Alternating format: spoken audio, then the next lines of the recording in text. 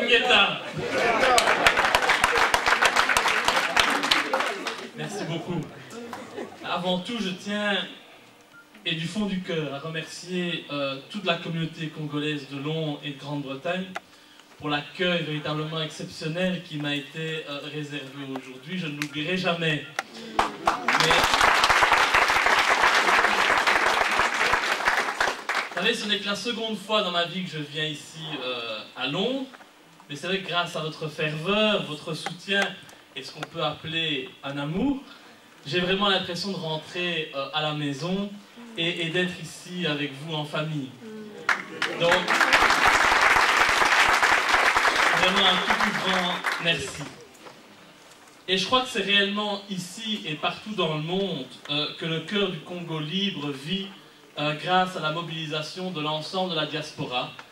Je crois que nous sommes tous, peu importe ce que disent les autres, mais nous sommes tous ici les vrais amis du Congo, pas les amis des richesses de ce magnifique pays, comme Louis Michel, mes compatriotes Didier Reynders ou André Fao, c'est-à-dire les nouveaux Tintins des temps modernes.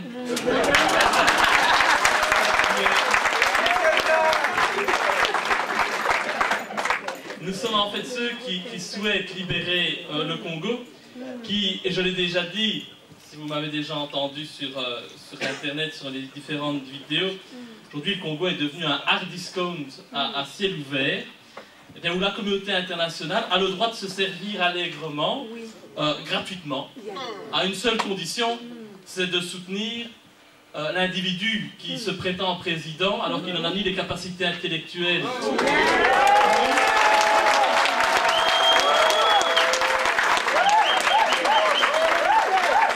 ni la légitimité des urnes.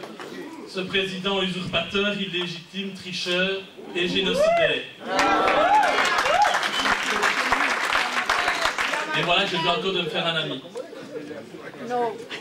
Mais, vous savez, on a beaucoup parlé aujourd'hui d'un certain soupçon qu'il peut y avoir par rapport aux Européens qui peuvent défendre la cause du Congo.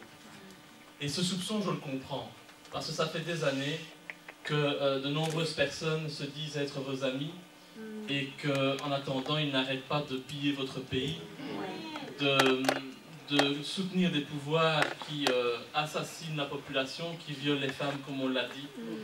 Et donc, il est normal qu'un soupçon existe. Tout ce que je peux vous dire, c'est que moi, au niveau du Congo, je n'ai aucun intérêt. Je n'ai aucun intérêt là-bas. Je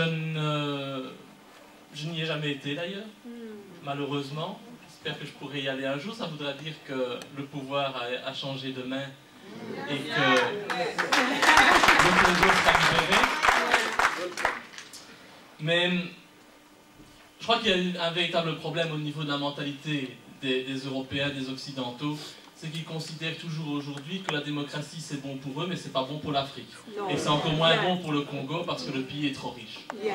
Et on l'a vu, moi, au sein du Parlement belge, des gens comme Didier Reynders qui soutiennent l'indéfendable, soutenir qu'il y a eu des fraudes lors des élections, mais que la personne qui est en place a quand même le droit d'y être. C'est quand même totalement farfelu.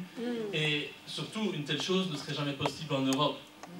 Donc ça montre toujours bien qu'au niveau des dirigeants européens, il y a une démocratie, il y a deux démocraties en fait. Il y a une démocratie pour l'Europe, il y a une démocratie pour l'Afrique.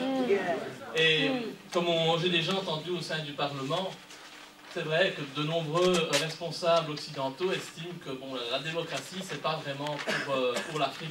Et ça, je trouve ça complètement scandaleux. Parce qu'il n'y a pas de démocratie à deux vitesses, il n'y a qu'une seule et unique démocratie, c'est le pouvoir du peuple par le peuple. Et aujourd'hui, la volonté du peuple congolais n'est pas respectée. Et nous devons donc nous lever contre tous ceux qui continuent à soutenir quelqu'un qui est illégitime.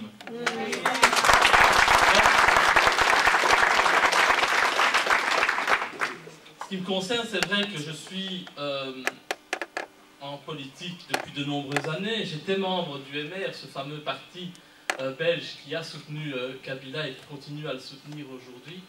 Bon, j'ai quitté bien entendu ce parti parce que je ne pouvais plus m'y sentir bien. Et depuis que j'ai été élu député, j'ai essayé de défendre la cause du Congo. malgré la censure de la presse, malgré la censure de ceux que je dois appeler mes collègues, même si je m'excuse, je les méprise quelque peu, puisqu'ils sont l'exemple même de la négation de la démocratie au sein d'un pays tel que la Belgique. Et donc, si je me suis lancé dans cette cause, c'est pour plusieurs raisons.